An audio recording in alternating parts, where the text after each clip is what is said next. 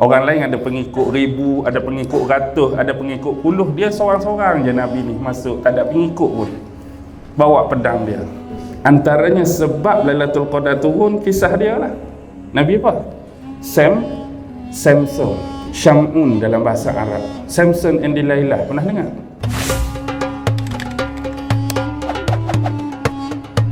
A'udzu billahi minasyaitonir rajim.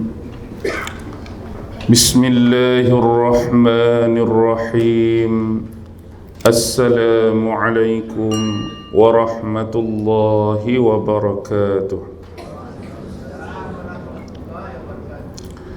Alhamdulillah, alhamdulillah, alhamdulillah. Alhamdulillahi rabbil alamin. وبه نستعين على أمور الدنيا والدين والصلاة والسلام على أشرف الأنبياء والمرسلين وعلى آله وصحبه أجمعين.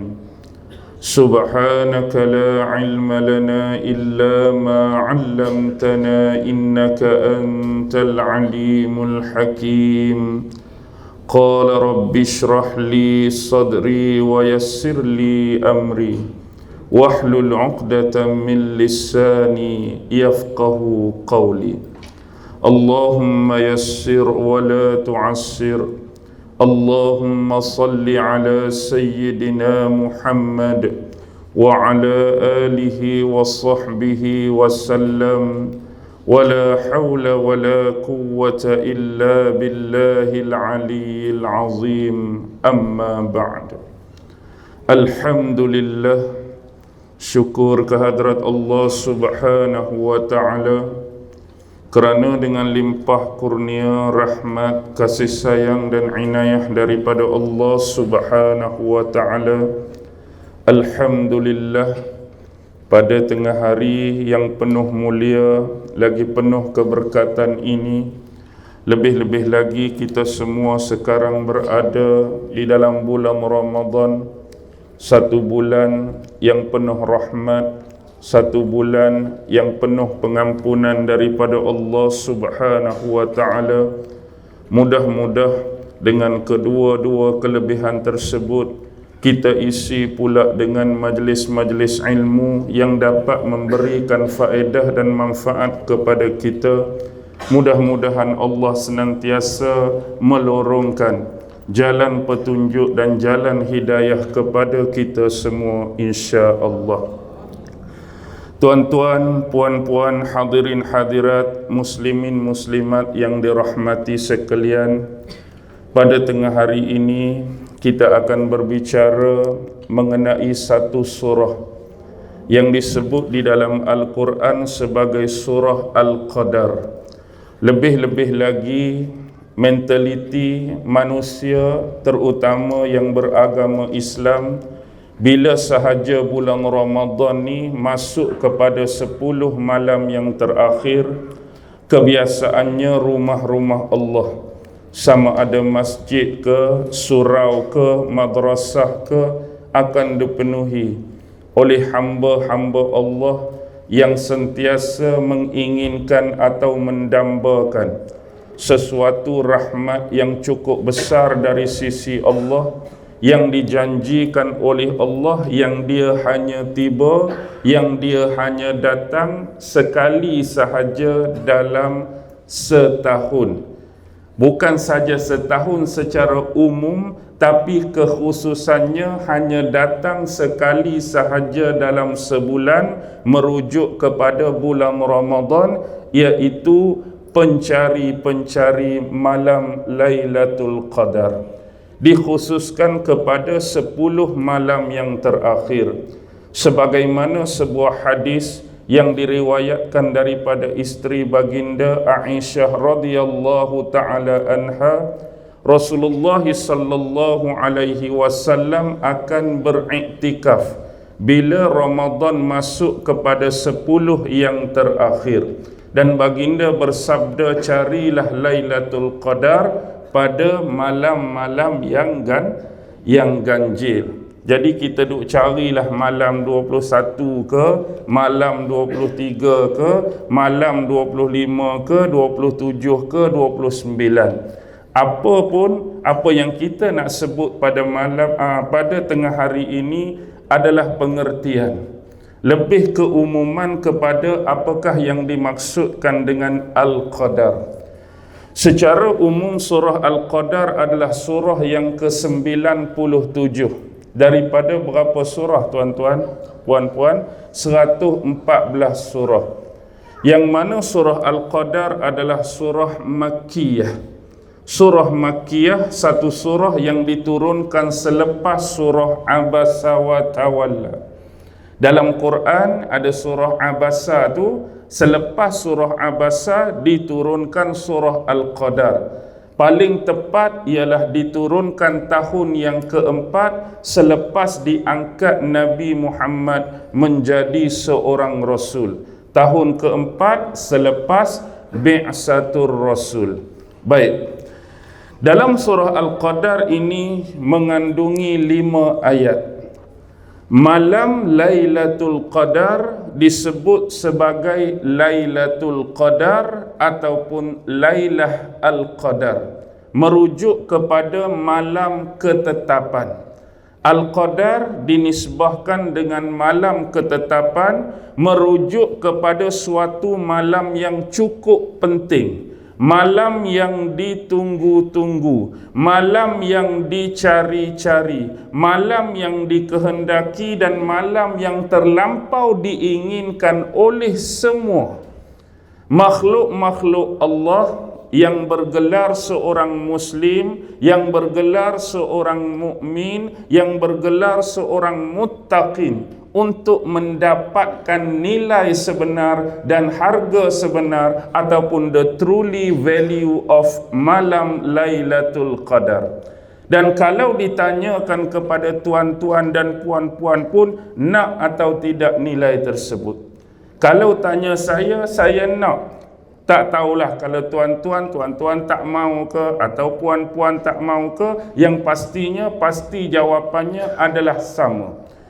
Dan pada malam ini Allah menjanjikan satu keistimewaan. Sesiapa yang melakukan amalan, sesiapa yang melakukan ibadah atau apa jua bentuk ketaatan dan pengabdian kepada Allah, pahalanya dilipat kali gandakan, hampir menyamai 1000 bulan. Kalau 1000 bulan ni kita kali, kita congak jadi berapa tahun tuan-tuan? 83 tahun 4 bulan.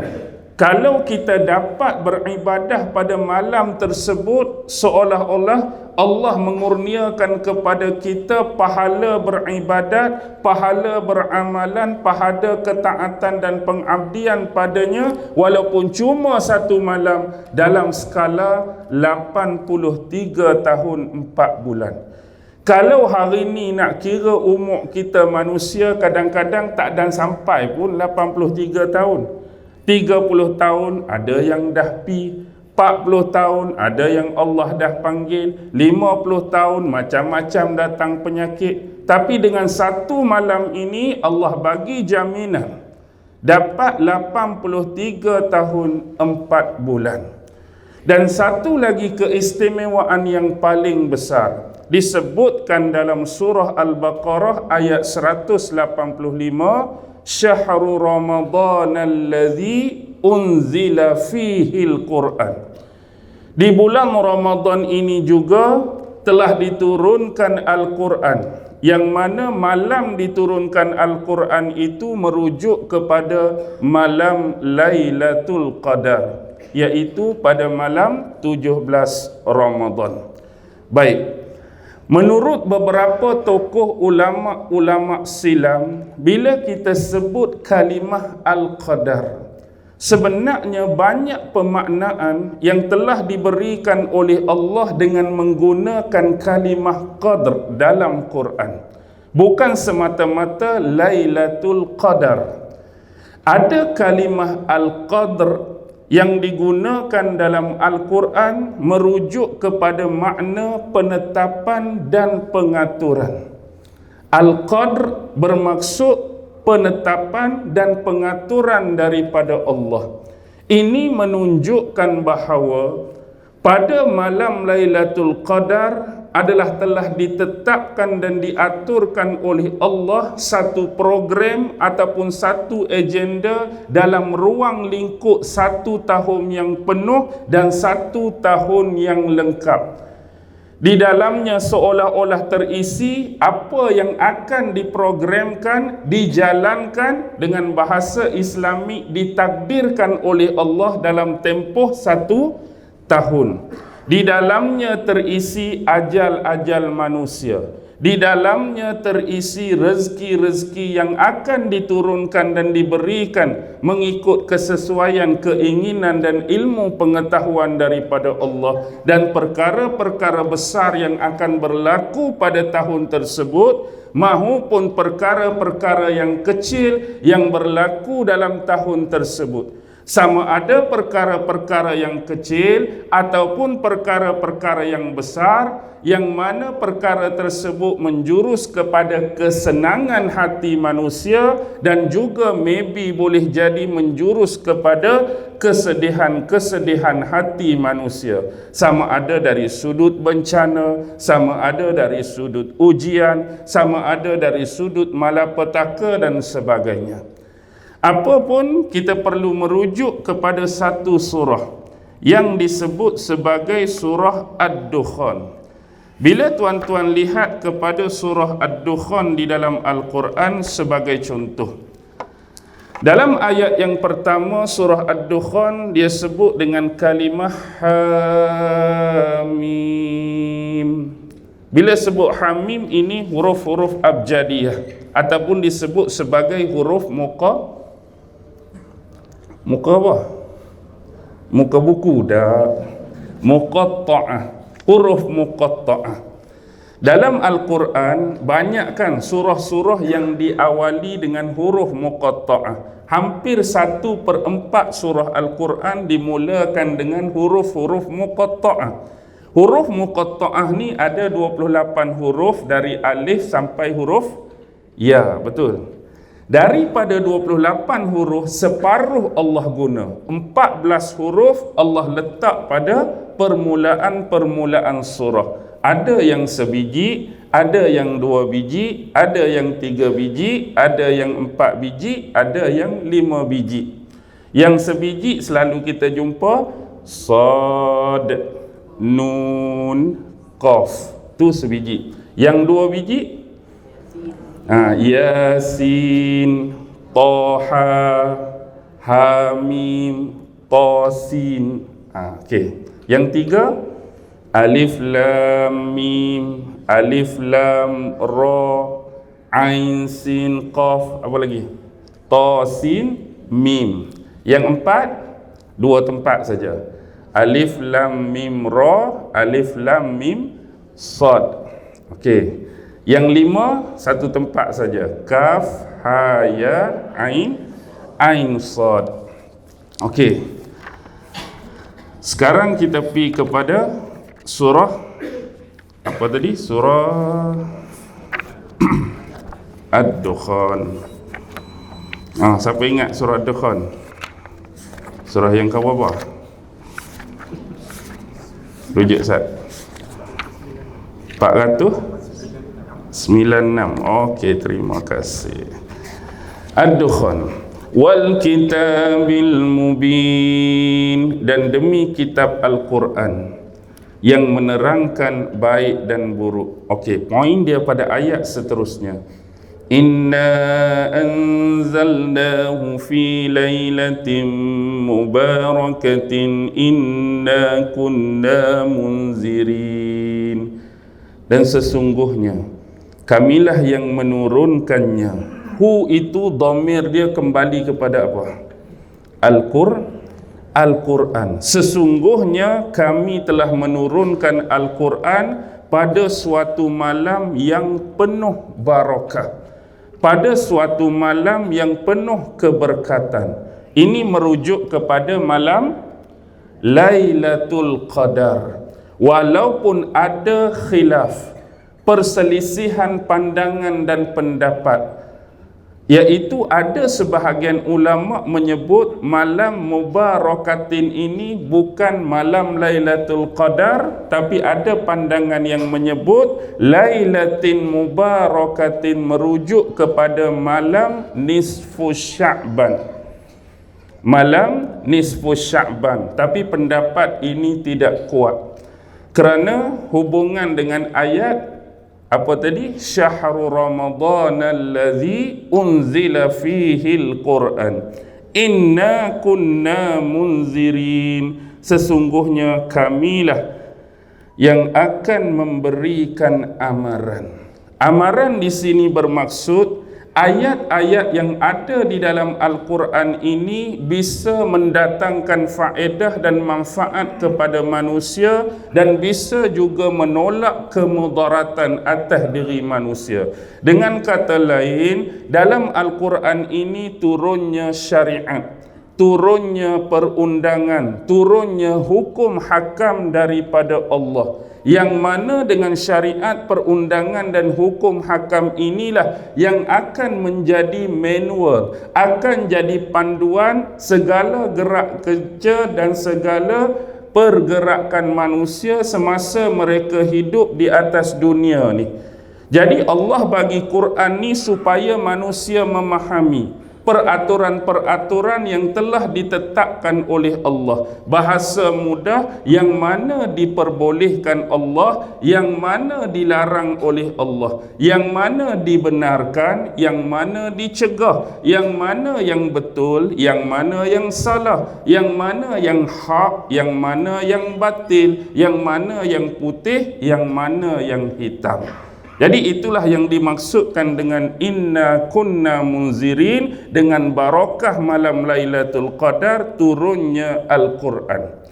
Fiha yufraku kullu amrin hakim. Fiha, padanya. Padanya bermaksud pada malam Lailatul Qadar. Pada malam ini telah dijelaskan setiap urusan-urusan dengan penuh hikmah. Inilah yang dimaksudkan oleh ulama-ulama yang besar, termasuk sahabat seperti Abdullah bin Umar, seperti Mujahid, seperti Qatadah, yang memaksudkan ayat ini dengan perkara yang saya sebutkan di depan tadi. Pada malam ini dijelaskan oleh Allah setiap sesuatu urusan dengan penuh hikmah. Bermaksud Allah telah menentukan satu tempoh program untuk selama 1 tahun tadi, yang dalamnya ada rezeki-rezeki tertentu, ada ajal-ajal tertentu, ada peristiwa-peristiwa tertentu, sama ada yang besar, yang kecil, yang mengembirakan kita, yang menyedihkan kita, semuanya telah diturunkan oleh Allah pada malam Lailatul Qadar. Dan yang lebih penting, bila malam Lailatul Qadar turunnya Al-Quran. Bila kata turun Al-Quran, maksudnya Al-Quran turun dari mana, pi ke mana? Quran turun ke mana, pi ke mana? Hak kata turun, Quran tu turun dari mana? Turun dari Lauhil Mahfuz dan turun ke langit dunia, lalu diletakkan di satu tempat bernama Baitul Izzah, dan disitulah diletakkan Al-Quran. Dan inilah yang dimaksudkan dengan turunnya Al-Quran pada malam 17 Ramadan. Turun Al-Quran dari Lauhil Mahfuz ke Baitul Izzah di langit dunia. Kemudian dari sinilah dengan keizinan daripada Allah diambil ayat-ayatnya secara berperingkat-peringkat oleh malaikat Jibril alaihi salam sebagai wasilah antara Allah dan menghantarnya kepada Rasulullah sallallahu alaihi wasallam hampir selama berapa tahun? 23 tahun. Kalau kita semak dengan tarikh, dengan latar belakang sejarah, kalau nak yang paling tepat ialah hampir semua angka sama. iaitu 22 tahun 2 bulan 22 hari. Maksudnya genapkan yang tu jadi 23 tahun. Dimulakan dengan surah Hak Gua Hira tu, surah apa? Saya tak pernah dengar ada surah Iqra dalam Quran. Buku Iqra ada. Surah apa tuan-tuan? Surah Al-Alaq. Makcik tu nak cakap ayat tu Iqra, tapi dia jawab surah Iqra. Gurau je. Tak, kalau cari sungguh pun memang tak jumpa lah surah Iqra kan. Buku Iqra ada. Baik. Surah Al-Alaq ni yang turun berapa ayat? 5 saja. Sedangkan surah Al-Alaq ni sebenarnya ada berapa ayat? 19 ayat. Tapi baki lagi ayat tu turun kemudian. Lepas tu turunlah surah Al-Qalam, turunlah surah Al-Mudassir, turunlah surah Al-Muzammil dan surah-surah yang lain. Baik. Dan ini berakhir ketika kemuncak kehidupan Rasulullah sewaktu berada di Mekah atau di Madinah. Dak, waktu Quran hak last. Ya betul lah. Dak, bukan maksudnya tempoh Rasulullah di Mekah umum ni kita cerita. Maksudnya ketika Rasulullah berada di Madinah, bukan merujuk pada ayat terakhir. Itu maksud saya. Nak abad di Mekah 13 tahun, di Madinah 10 tahun. Jadi itulah berakhirnya penurunan Al-Quran. Dan tempoh terakhir sebelum Rasulullah wafat, Jibril turun berapa kali untuk tasmik kembali Al-Quran? 2 kali. Yang mana sebelum ni setiap tahun sekali Jibril turun. Setiap tahun Jibril turun tasmik bacaan Al-Quran dengan Rasulullah, habis. Tahun depan turun sekali. Tapi tahun Rasulullah nak wafat, Jibril turun 2 kali. Dan ini sudah menandakan waktu hampirnya pemergian Rasulullah sallallahu alaihi wasallam dan berakhirnya penurunan Al-Quran kepada baginda, dan dia kekal hari ini sebagai salah satu bentuk mukjizat yang muabbad yang kekal sampai hari kiamat. Ada mukjizat Rasulullah yang dah hilang, yang dah pergi bersama kewafatan Rasulullah. Tapi mukjizat yang masih terus kekal walaupun Rasulullah dah wafat, inilah Quran. Mana dia mukjizat yang dah pergi bersama kewafatan Rasulullah? Mukjizat apa? Hak waktu Rasulullah hidup je lah. Belah bulan. Ada mukjizat tu. Bila dia dah wafat, ada lagi tak orang nak belah bulan? Tak ada dah. Keluar ayat kok jari. Bila Rasulullah dah wafat, mukjizat tu pergi dah bersama baginda. Ataupun mukjizat yang lain. Tapi Al-Quran terus kekal. Tapi apa yang kita dah buat kepada Al-Quran, tuan-tuan? Apa yang kita dah buat kepada Al-Quran? Alif Lam Mim, zalikal kitabu la raiba fihi hudal lil muttaqin. Quran ni tidak ada keraguan padanya, merupakan petunjuk ataupun hidayah bagi manusia-manusia yang bertakwa. Ma makna takwa? Selalu bulan Ramadan ni tu imam ke ustaz ke duk baca apa dia? Ya ayyuhallazina amanu kutiba alaikumus siyamu kama kutiba alal ladzina min qablikum la'allakum tattaqun. Sama je. Takwa ke tattaqun diambil daripada kalimah al-wiqayah. Ma makna wiqayah? Wiqayah bermaksud memelihara. Apa yang kita nak pelihara, tuan-tuan? Yang kita nak pelihara ialah rasa kehambaan kita terhadap Allah. Biar sentiasa kita jaga, sentiasa kita pelihara bahawa kita ni macam mana keadaan sekalipun tetap hamba Allah. Jangan melampaui batas. Dan satu lagi, kita nak pelihara kedudukan Allah itu sebagai Rabb dan Tuhan bagi kita. Bukan Tuhan kepada selainnya. Hanya Allah semata-mata, itulah wiqayah, itulah taqwa. Dan Al-Quran yang diturunkan pada malam Lailatul Qadar itulah yang memandu kehidupan manusia sampai hari ini. Di mana-mana pun saya selalu menyebut dua benda penting ni tuan-tuan. Bila kita berhadapan dengan Quran, nombor satu, Al-Quran ini adalah petunjuk, Al-Quran ini adalah hidayah. Zat Quran tu sendiri adalah petunjuk dan hidayah. Tetapi satu benda lagi tuan-tuan, yang juga jadi petunjuk dan hidayah bagi kita, sesuatu yang ditunjukkan oleh Al-Quran.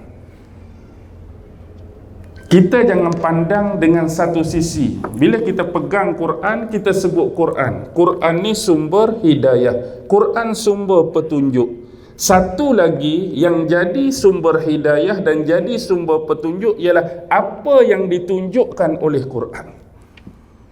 Satu konteks, satu kontekstual. Baik, contoh kalau tak faham. Dalam Quran banyak Allah cerita pasal penciptaan alam. Allah sebut gunung, Allah sebut bukit, Allah sebut sungai, Allah sebut matahari, bulan, bintang. Inilah benda-benda yang ditunjukkan oleh Al-Quran.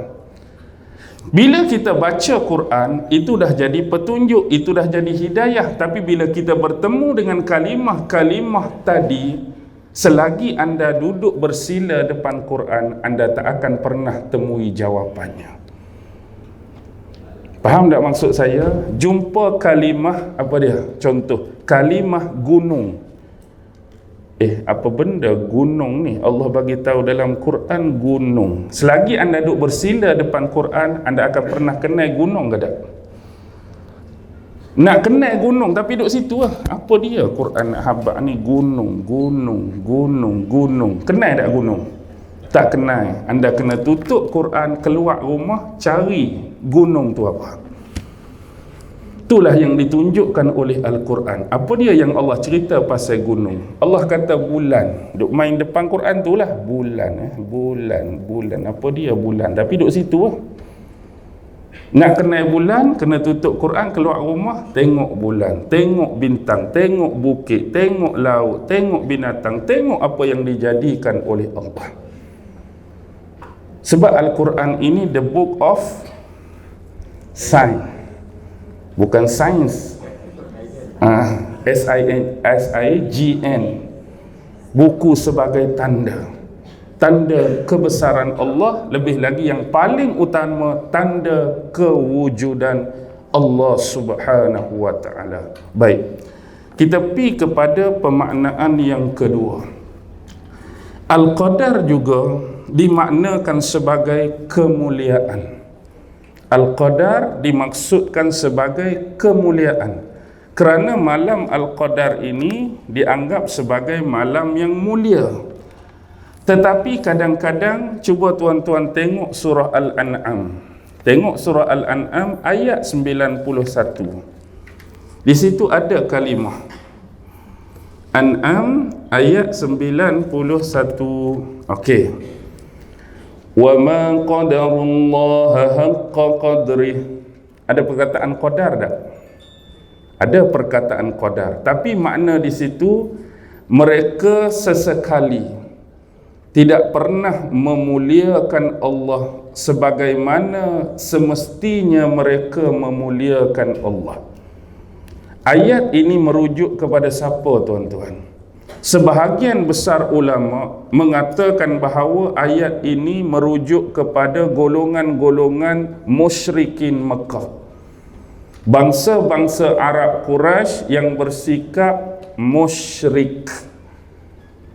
Dan ada juga sebahagian mengatakan ayat ini turun kepada segolongan orang-orang Yahudi yang menyembunyikan kebenaran isi-isi kandungan kitab Taurat.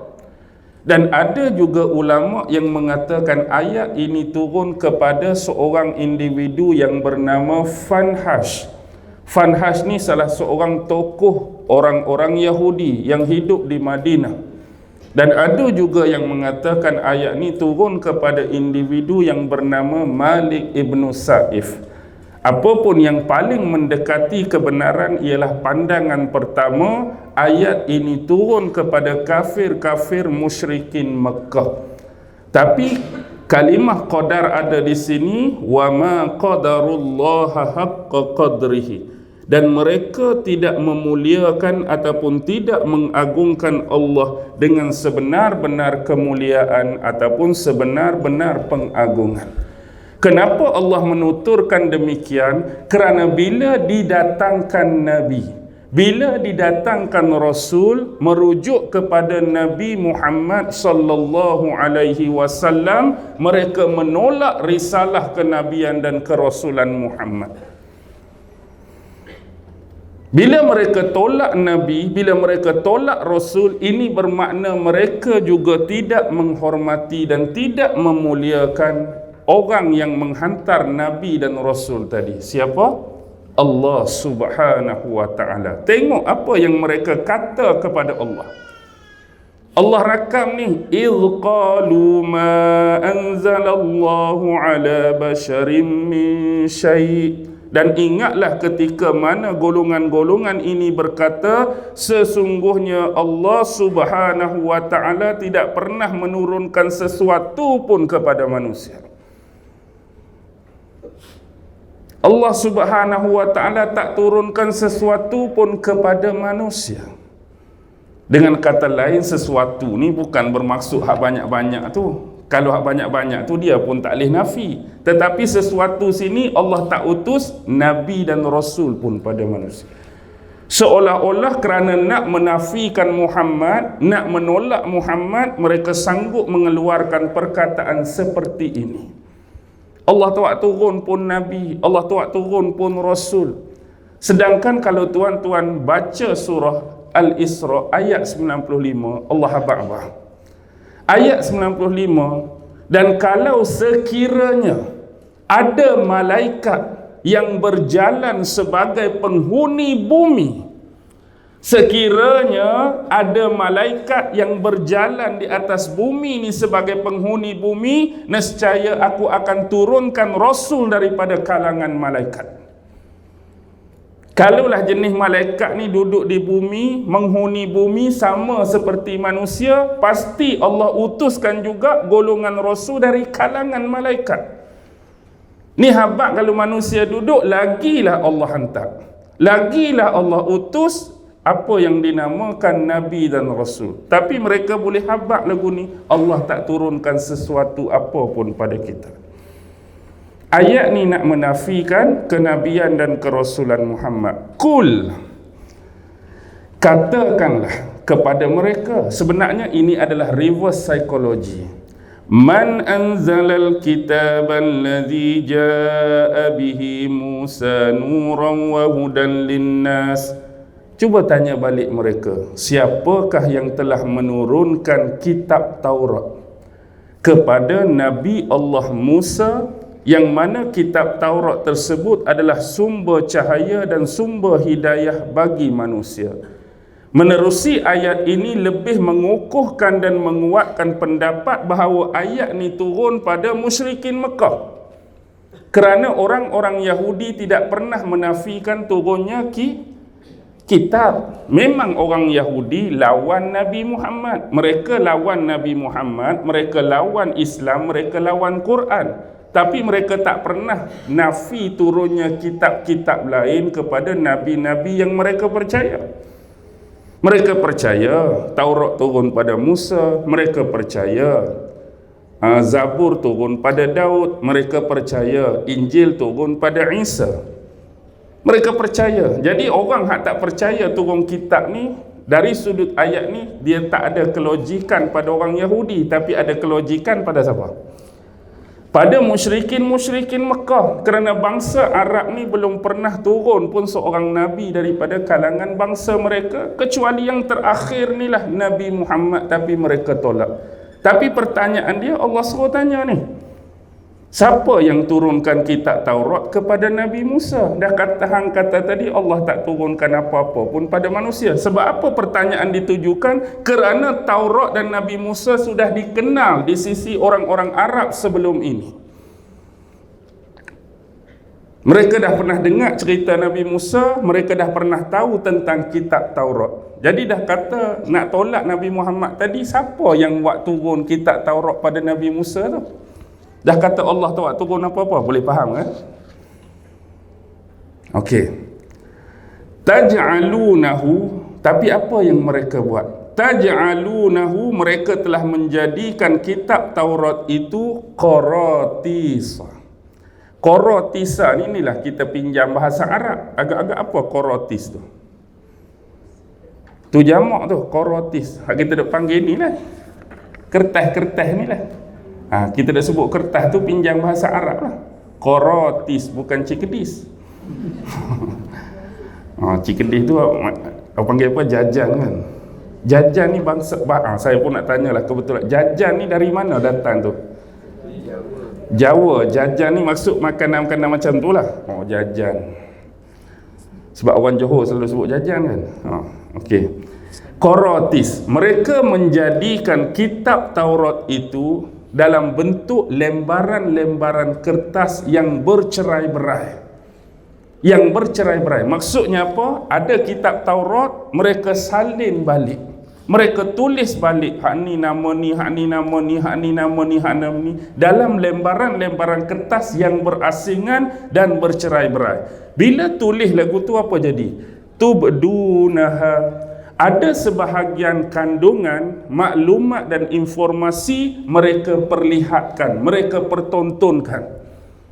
Hak mana berasa sesuai dengan jiwa dan naluri mereka, ni ayat-ayat Taurat yang sebenar. Tapi Allah sebut wa tukhfuna katsira, tapi sebahagian besar itu mereka sembunyikan. Sama ada mereka sembunyikan dalam bentuk mereka tak salin ayat yang sebenar, ataupun mereka menyelewengkan makna ayat. Ayat ni tuju kepada individu tertentu, kisah tertentu, tapi mereka pergi tulis cerita tu jadi paling kod lain. Ataupun tuju kepada persona tertentu tapi pi jadi orang faham persona lain.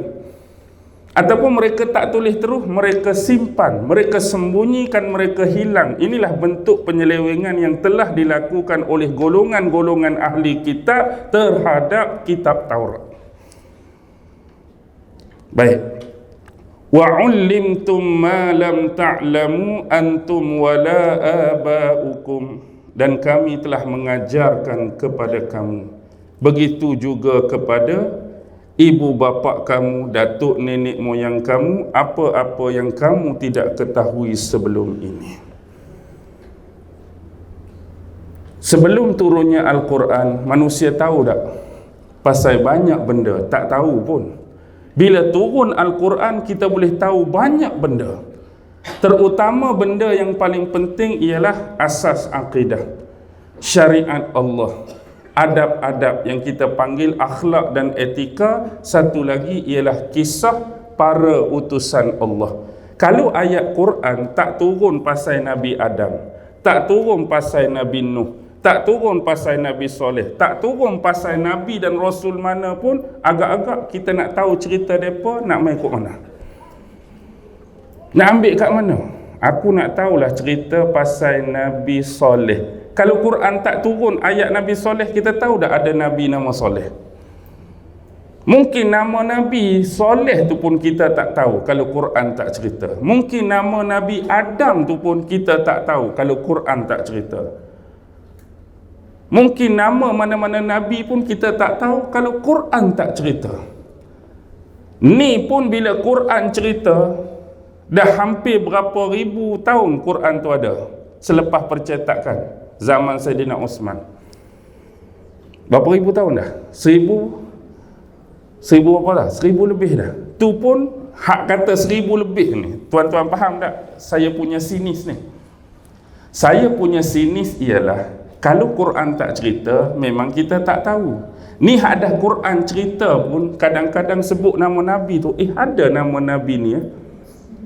Ada tak pernah orang tanya, terutama nama Nabi hak asing sikit, macam Zulkifli, hak Adam Nuh tu kan? Oh, ni cerita Nabi Zulkifli. Ada ke Ustaz Nabi Zulkifli? Sampai dia boleh tanya kita balik, hang ni nama Nabi pun tak tahu. Habaknya Quran dah mari 1000 tahun lebih tu, nama Nabi pun tak ingat lagi, apatah lagi susunan-susunan dia. Hak boleh ingat nama Nabi hak 25 tu pun dah okey, walaupun susunan bertukar. Kalau boleh ingat 25 ikut susunan pula, lagi cantik. Yang jadi masalahnya yang ingat cuma Nabi Adam dengan Nabi Muhammad, lepas tu tak tahu dah. Yang dia ingat nama apa? Nama penyanyi ingat, Barcelona sebelah orang ingat, Manchester City sebelah orang ingat. Tu yang jadi haru biru. Baik, kembali. Sebenarnya Quran ni petunjuk tuan-tuan. Kita alhamdulillah, antara mukjizat ialah Quran ni cerita hak masa lampau, cerita masa kini dan cerita masa akan datang. Dia punya informasi. Dia punya informasi tu. Tujuan dia Quran datang untuk melengkapkan. Adakah bila Quran cerita pasal Nabi Adam ni, sebelum ni kisah Adam tak ada dalam Taurat, tak ada dalam Injil ke? Ada tak? Kisah Adam dalam Taurat, kisah Adam dalam Injil, ada tak? Ada. Tapi cerita tu ada yang sama, ada yang berselisih. Perselisihan berlaku pada fakta-fakta. Jadi tuan-tuan nak percaya hak mana? Bila ada perselisihan, kita kena terima kebenaran fakta daripada Al-Quran. Ada yang sama pun, ada yang sama. Kadang-kadang sama, di hujung tu jadi tak sama. Contoh, Allah menciptakan alam semesta ni dalam tempoh dalam masa 6 hari. Tapi dalam Quran sebut summastawa 'alal arsy. Dalam Taurat dia sebut apa? Summastarahu. Kemudian Allah rehat kerana penat mencipta alam semesta. Dah siap 6 tempoh masa tu, dia sebenarnya tak boleh nak kata 6 hari. Sebab kita ni terjemah dalam standardized kalimah kita sebut hari. Kalau sebut tempoh masa tu dia lain sikit, sebab konteks hari dah berlaku dah masa tu. Tak berlaku lagi dalam tempoh 6 masa. Kemudian summastarahu, Tuhan pun rehat, relax sekejap kerana penat buat alam semesta. Sini percanggahan. Kalau tadi sama dah, kadang-kadang di hujung jadi macam. Contoh dalam Quran, anak Nabi Adam yang bergaduh tu, kita selalu kenal dengan nama apa? Habil dengan Qabil. Walhal dia secara jelas Quran tak sebut nama dia kan. Dalam Quran kita cari Habil tak ada, Qabil tak ada. Dalam hadis ada tak? Dalam hadis pun tak ada Habil Qabil. Jadi kita ambil daripada mana? Daripada sumber Israiliyat. Dalam bahasa Inggeris dia sebut apa? Kain dengan apa? Siapa pernah baca? Apa dia? Bukan, Genesis tu nama the book, nama Habil dengan Qabil tu dalam kitab Genesis. Kain dengan Abel. Kain dengan Abel. Maksudnya tu bahasa Inggeris lah. Tu bahasa Inggeris. Yang ni Habil dan Qabil tu memang tak ada pun. Memang tak ada. Tapi kita tu sebut nak bagi senang cerita, nak bagi senang faham. Tapi benda tu penting ke tak tuan-tuan? Nama tu tak penting sebenarnya. Yang penting apa? Pengkisahan tentang kisah dua anak tu yang penting. Nama dia apa pun, kisah tu yang jadi point. Tu adalah kepentingan cerita yang Quran bawa. Sebab tu kalau kita perhati, Quran tidak mementingkan nama, Quran tidak mementingkan tarikh, Quran tidak mementingkan tempat. Selalunya tarikh, nama, tempat ni dia banyak merujuk kepada Israiliyat. Tapi poin Al-Quran ialah mengambil iktibar dan manfaat daripada sesuatu kisah yang dipaparkan oleh Allah. Tapi kalau jelas nama tempat ke, tarikh ke, nama individu ke diceritakan melalui sandaran hadis Nabi, hatu kita kena terima. Hatu kita kena terima. Contoh banyak hadis Nabi cerita kan. Antaranya ialah Nabi Yusha. Antaranya ialah Nabi apa? Yang Nabi cerita di akhirat besok, Nabi ni dia seorang-seorang, tak ada pengikut. Dia berjalan pun bawa pedang dia aja masuk syurga. Orang Orang lain ada pengikut ribu, ada pengikut ratus, ada pengikut puluh. Dia seorang-seorang je Nabi ni masuk, tak ada pengikut pun. Bawa pedang dia. Nabi yang ada kaitan dengan Lailatul Qadar. Antaranya sebab Lailatul Qadar turun, kisah dia lah. Nabi apa? Samson. Syamun dalam bahasa Arab. Samson and Delilah, pernah dengar? Tapi Samson and Delilah tu adaptasi Mak Saleh ni, dia jadi mengarut lah. Nabi Samson ni adalah hakim yang terakhir, hakim yang 12 daripada kalangan Bani Israel. Dia sebenarnya ada 3 riwayat mengapa surah Al-Qadar ni turun pada umat Nabi Muhammad. Yang pertama ialah pandangan Ibnu Abi Hatim. Ada satu periwayatan yang panjang. Nabi ni cerita dahulu ada merujuk pada Nabi Samson ni lah, tapi menggunakan kalimah Syamun kan. Dahulu ada seorang Nabi Bani Israel ni bersifat gagah, kuat. Maksudnya tiang-tiang macam ni dia tolak main-main je. Gagah dia. Jadi dia dimusuhi oleh ramai orang, dia dimusuhi oleh ramai pihak. Jadi ramai orang nak menjatuhkan dia, memusnahkan karier dan kehidupan dia. Lalu duk cari ni di mana punca kekuatan dia yang luar biasa. Akhirnya dapat tahu rupa-rupanya kekuatan dia tu daripada rambut dia yang panjang tu. Rambut dia yang panjang tu kekuatan dia. Jadi gunalah tipu helah. Di sinilah berlaku perselisihan, sama ada perempuan yang guna untuk tackle dia tu isteri ataupun awet dia. Tapi kalau dalam hak ni isteri, kalau dalam Taurat atau Bible awet dia. Jadi menyebabkan diberi minuman yang memabukkan, dia jadi mabuk, akhirnya dia terlena, pi potong rambut dia. Kemudian ikat dia dengan rambut dia yang dipotong tadi, dia jadi lemah. Bila dia jadi lemah, dia ditawan. Masa itulah mata dia dibutakan apa, dan dia hampir nak dibunuh dah. Tapi waktu tu dia bernazar. Aku bernazar sekiranya Allah mengembalikan semula penglihatan aku, kekuatan aku, apa yang akan aku buat? Aku akan berjihad selama 1000 bulan. Kalau Allah bagi balik penglihatan, kekuatan, Allah dengar doa dia, Allah bagi balik. Bila bagi balik, dia berjihad 1000 bulan. Bila sahabat dengar cerita ni, seronoknya orang dulu umur panjang-panjang, lepas tu boleh berjihad 1000 bulan. Kita umur pun pendek, tubuh pun lemah-lemah. Daripada cerita tu, maka datanglah Jibril beberapa hari kemudian menurunkan surah Al-Qadar, iaitu menyamai 1000 bulan tadi. Itu satu pandangan. Pandangan yang kedua diambil daripada Imam Ibnu Jarir At-Tabari, yang mengatakan kisah turunnya malam Lailatul Qadar ni, kalau buka tafsir Ibnu Katsir, merujuk kepada seorang lelaki Bani Israel, yang mana lelaki Bani Israel ini seorang yang kuat beribadah. Seorang yang kuat beribadah. Siang hari dia berpuasa, dia berjihad. Malam dia buat apa? Beribadah kepada Allah sampai ke pagi. Itulah hidup dia. Siang puasa, berjihad. Puasa, berjihad. Malam beribadah pada Allah. Dan dia beribadah ni begitu tekun sekali. Dengan umur dia yang panjang, akhirnya disebabkan kerana kehidupan yang seperti itu menjadi menarik minat sahabat ni nak mencontohi dia, maka datanglah surah Al-Qadar. Tu riwayat yang kedua. Riwayat yang ketiga juga daripada Imam Ibnu Hatim, satu riwayat yang panjang. Dia cerita dahulu ada 4 orang manusia yang mana mereka ni beribadah kepada Allah dengan tekun. Dalam tempoh 80 tahun tu mereka tak pernah buat satu dosa pun pada Allah.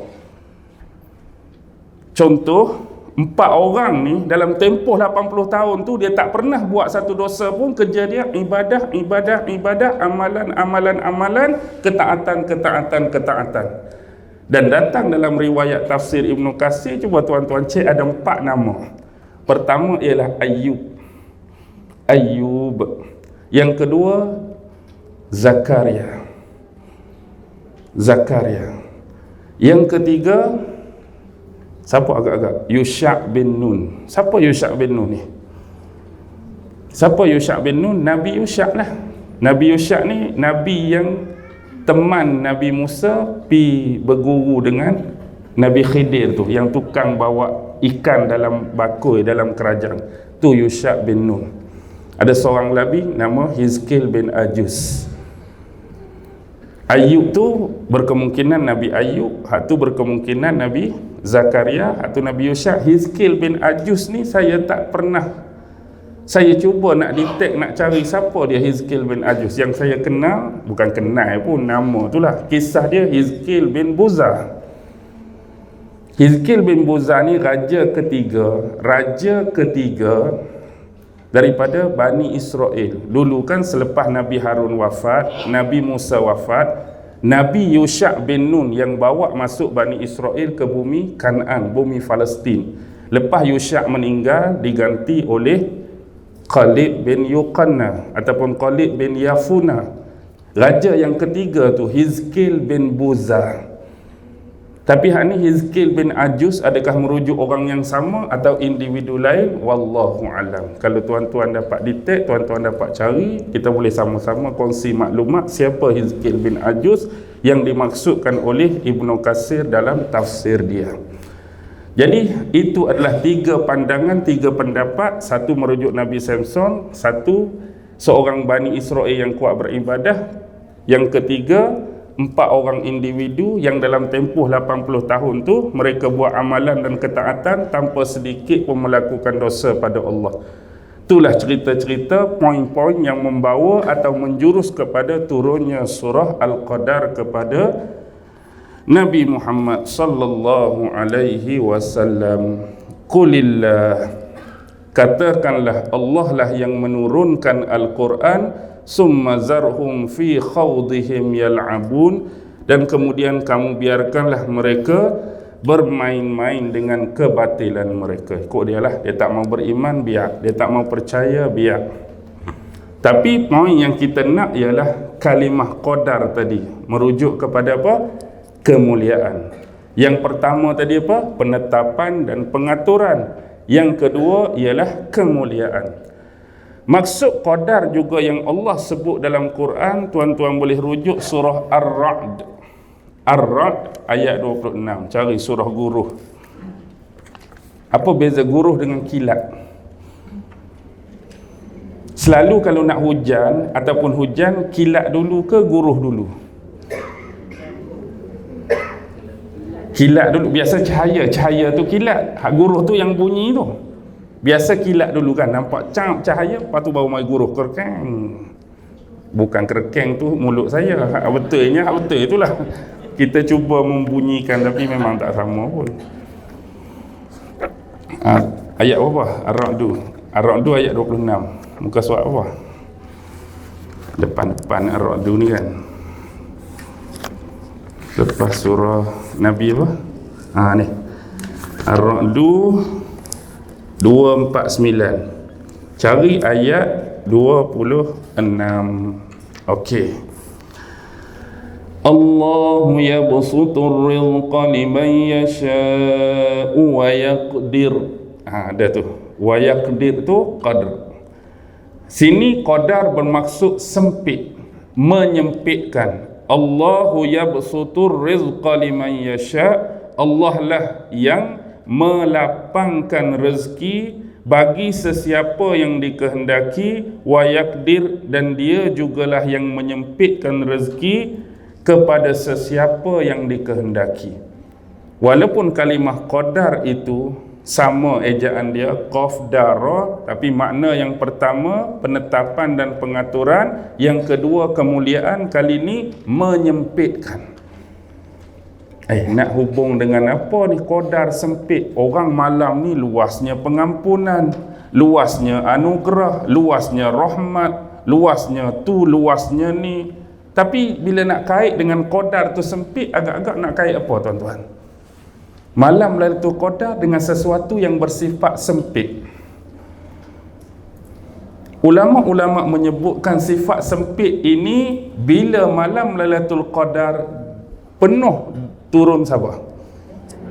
Malaikat, yang menyebabkan bumi ni jadi sempit. Bagi kita tak nampak sempit, sama je kan? Kalau kita tengok 10 orang ni, nampak 10 ni je. Tapi hakikatnya malam Lailatul Qadar, malaikat turun bersama rahmat. Malaikat turun bersama barakah yang menyebabkan bumi ini menjadi sempit dengan turun dan kehadiran para malaikat-malaikat tadi. Bahkan bukan malaikat saja turun. Ada seorang lagi yang special. Siapa? Tanazzalul malaikatu wa ruh. Ruh tu siapa? Ruh tu merujuk kepada malaikat Jibril alaihi salam. Malaikat Jibril, nama waruh tadi dispesialkan. Sebenarnya merujuk kepada malaikat Jibril. Tentu tuan-tuan pernah dengar informasi sebelum ni tentang sayap malaikat. Kan? Sayap malaikat Jibril ni ada berapa ratus? 500 ke 600? 600 sayap. 600 sayap. Saya duk bayang macam ni. Saya bukan membayangkan. Bila mari kalimah 600 sayap, adakah cabang sayap tu ada 600 ke sayap tu ada satu? Contoh, bilah-bilah dia tu ada 600. Hak mana ni saya duk fikir ni? Bila sebut 600 sayap, adakah tumbuh tu satu? Maksudnya sayap satu, dua, tiga. Adakah bentuk tu 600 ataupun satu ni hak macam biasa, belah ni 300 dia punya tu, belah ni 300. Wallahu alam, tak tahu. Nak tahu macam mana sebab tak pernah tengok. Kada pernah, siapa pernah jumpa malam Lailatul Qadar? Oh betul lah, tanazzalul malaikatu waruh, malaikat ni Jibril. Okey. Memang tak pernah tengok rupa Jibril macam mana. Tapi apa pun, untuk gambar dan bayangkan tu biarlah. Serah saja dalam pengetahuan Allah, kita terima apa yang disebutkan 600 sayap. Cuma nak habaq bila orang ni ada 600 sayap, besar ke kecil? Besar. Besar mana? Yang mana Rasulullah pernah terpandang tu hampir menutupi bumi kan. Hampir menutupi bumi. Jadi apa pun, dalam sayap Jibril tu dia ada dua sayap, satu belah kanan, satu belah kiri, yang disembunyikan di celah sayap-sayap yang ada. Jibril akan gunakan sayap special yang belah kiri untuk tujuan tertentu, hak belah kanan ni pun untuk tujuan tertentu. Disebutkan dalam riwayat dia akan guna hak special belah kiri itu ketika Allah memerintahkannya untuk, sebab kita selalu pandang Jibril dari satu sisi. Kita hanya nampak Jibril ni malaikat yang menyampaikan wahyu saja. Apa saja wahyu? Jibril, Jibril, Jibril. Tapi sedarkah tuan-tuan, setiap hukuman, setiap bencana yang Allah timpakan kepada kaum-kaum yang menentang Rasul dan Allah dulu, Jibril lah. Nak buat apa? Banjir besar Nabi Nuh, Jibril lah. Nak balikkan bumi, Jibril lah. Nak buat guruh, Jibril lah. Nak hukum hak ni, nak siksa hak ni, nak murka hak ni, Jibril lah. Dia akan keluarkan sayap special belah kiri bila ada perintah seperti ini daripada Allah. Yang belah kanan ni dia akan keluar sekali je setahun, iaitu malam Lailatul Qadar. Baru dia keluarkan sayap yang special tu. Itu informasi yang kita dapat. Baik, mana tadi? Kalimah tu jadi sempit. Kalau nak kira hak sempit lain, tak ada sempit lain ada. Tak ada, takkan kita nak kata rahmat jadi sempit, barakat jadi sempit, kecuali itulah yang disebutkan oleh ulama. Yang keempat ialah apa? Penetapan kemuliaan. Maksud penetapan kemuliaan melalui surah mana? Surah Al-Qadar inilah. Allah telah menentukan kemuliaan kepada umat Nabi Muhammad sallallahu alaihi wasallam. Salamun hiya hatta matla'il fajr. Apa dia?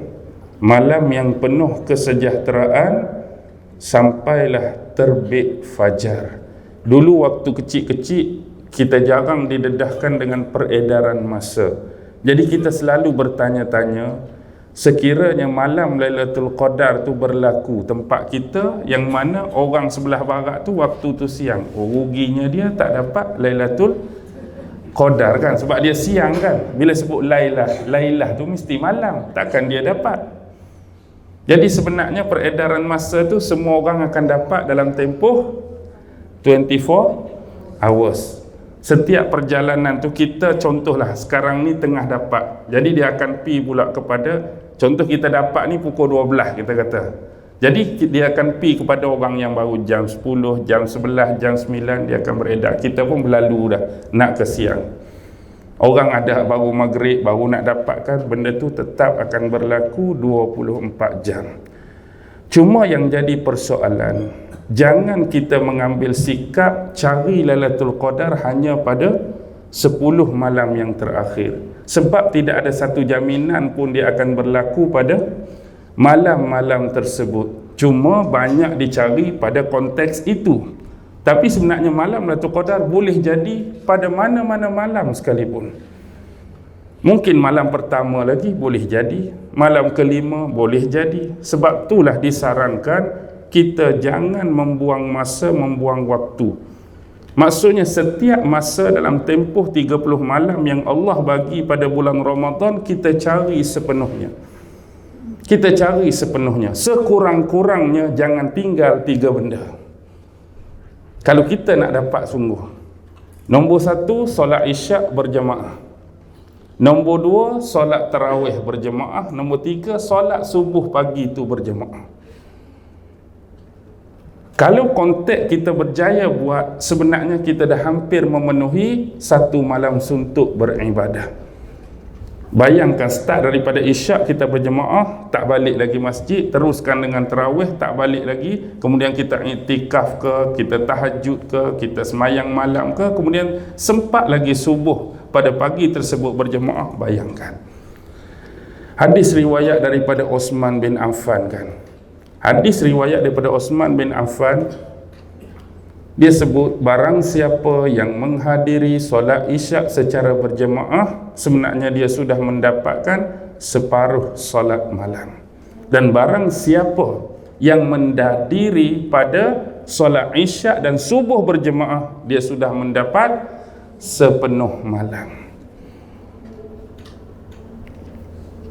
Terjemahan hadis, barang siapa yang menghadiri, jangan pula buat saya memang menghadirilah tapi tak semayang pun, adakah dapat juga? Janganlah buat cerita lagu tu.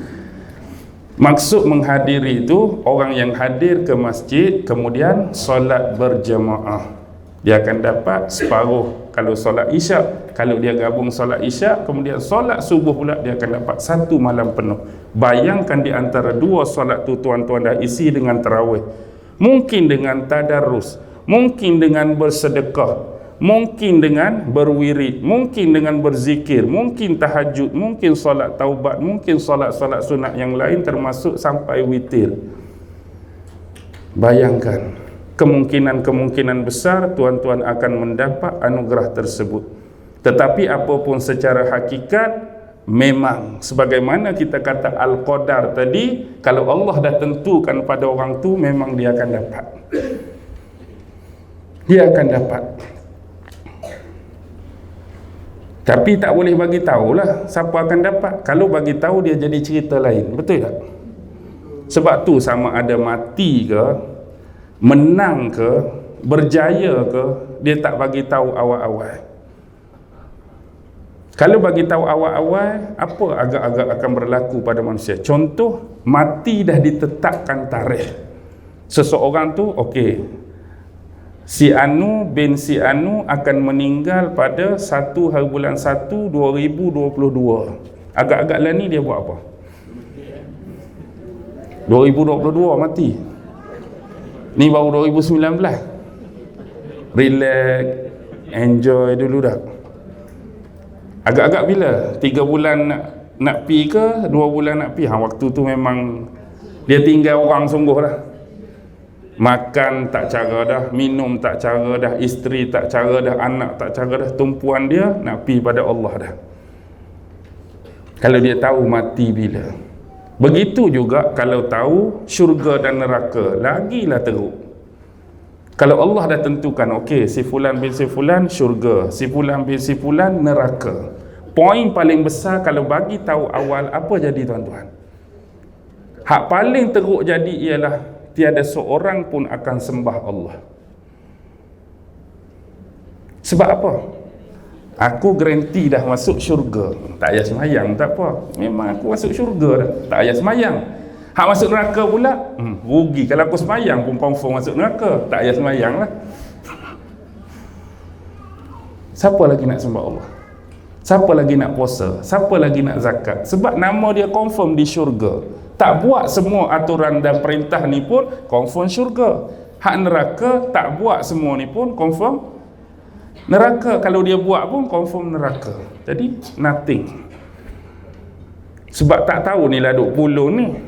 Sebab tak tahulah duk pulun. Bayangkan kalau Allah habaq malam 29 malam Lailatul Qadar. Apa jadi sebelum 29? Seminggu lagi nak Lailatul Qadar, lambat lagi. Lambat lagi Lailatul Qadar.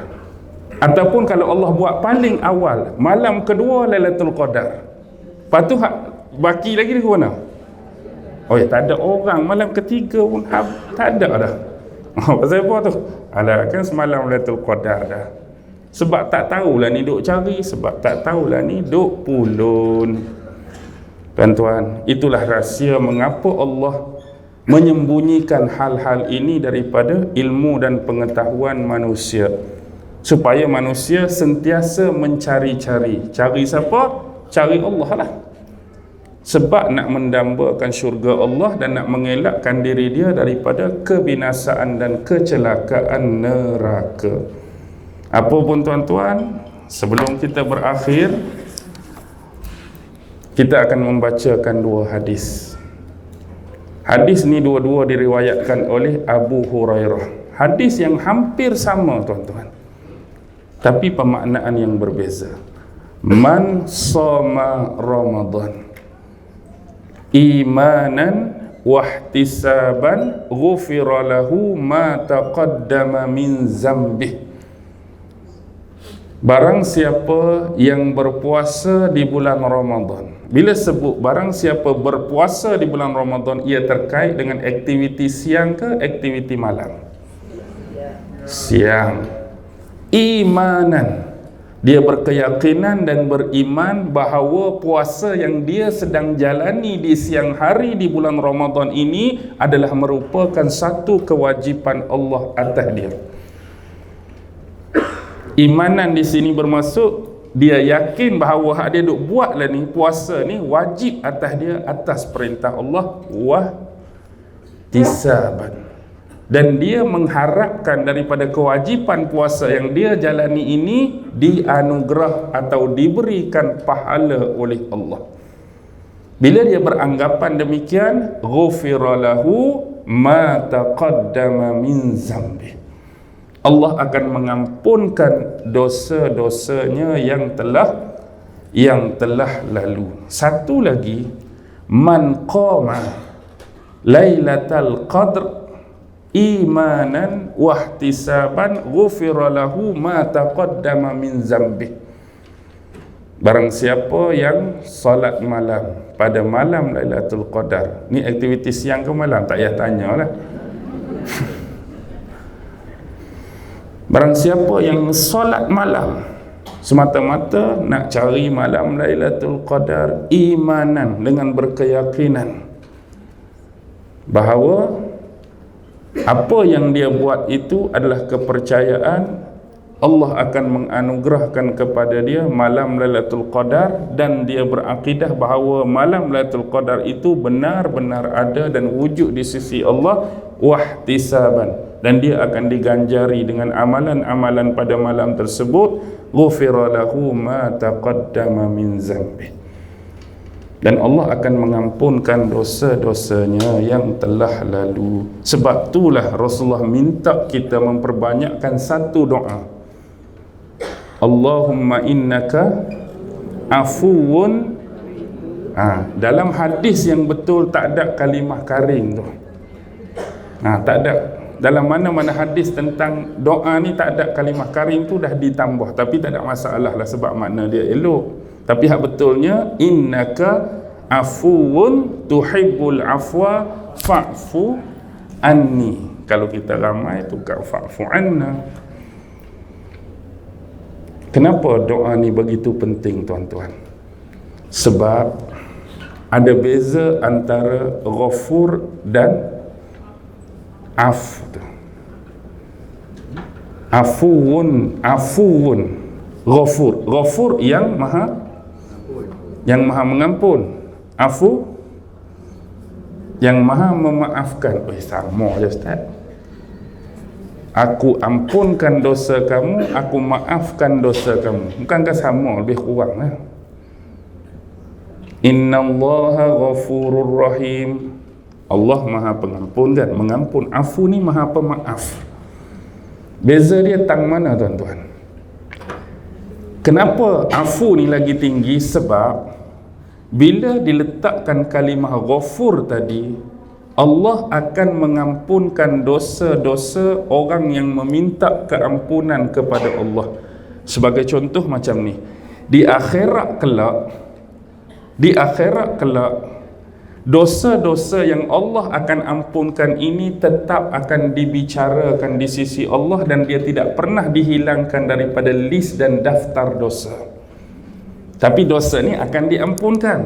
Contoh, dia berdosa sekian, ditulis.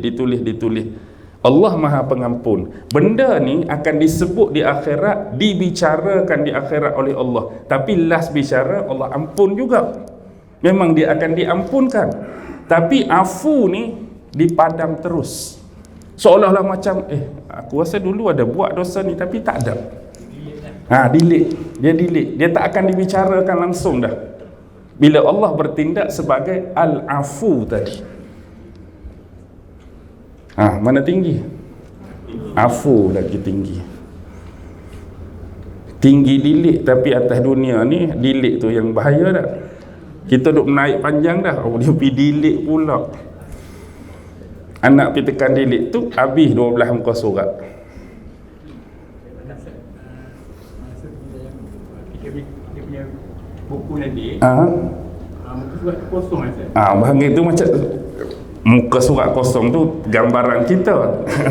Cuma nak habaknya macam seolah-olah kita tak pernah buat pun dosa tu. Maksudnya kalau di sisi manusia, seolah-olah kita duk ingat dosa orang tu, lepas tu Allah bagi hilang. Faham tak? Maksudnya jadi tak ingat orang tu buat dosa kat kita. Tu nak bagi mudah faham.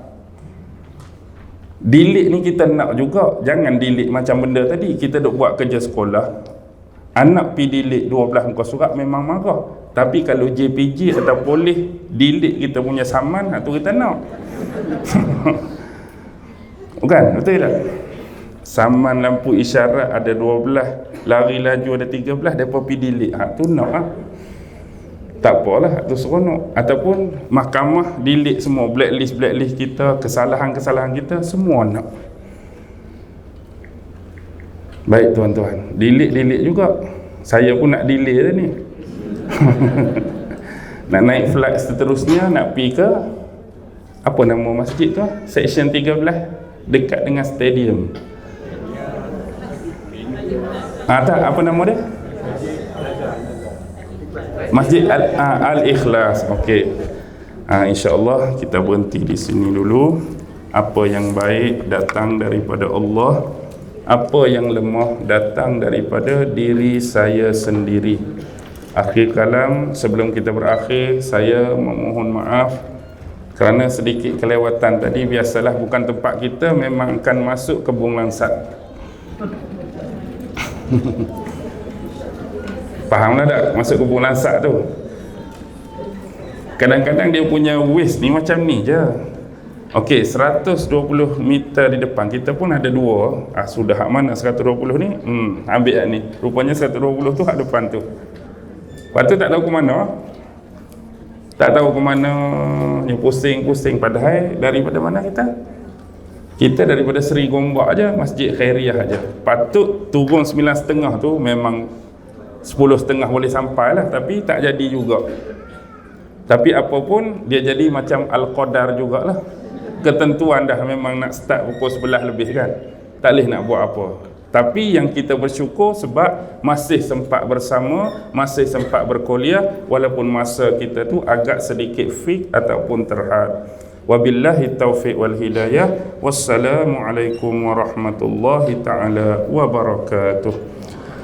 أعوذ بالله من الشيطان الرجيم بسم الله الرحمن الرحيم اللهم إنك تعلم أن هذه القلوب قد اجتمعت على محبتك والتقت على طاعتك وتوحدت على دعوتك وتعاهدت على نصرة شريعتك فوسك اللهم رابطتها وأدم ودها واهدها سبلها واملأها بنورك الذي لا يخبو واشرح صدورها بفيض الإيمان بك وجميل التوكل عليك وأحيها بمعرفتك وأمتها على الشهادة في سبيلك إنك نعم المولى ونعم النصير وصلى الله على سيدنا محمد وعلى آله وصحبه وسلم سبحان ربك رب العزة عما يصفون وسلام على المرسلين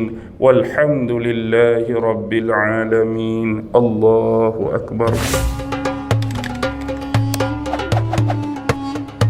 Sultan Murad dia kaya. Sultan Murad ni kaya. Sultan Muhammad Al-Fatih kaya dan luas empire, tetapi serbannya sangat besar. Tapi dia menaluki dunia. Kenapa Sultan Muhammad Al-Fatih besar serban dia? Sebab itu bukan sebarang serban.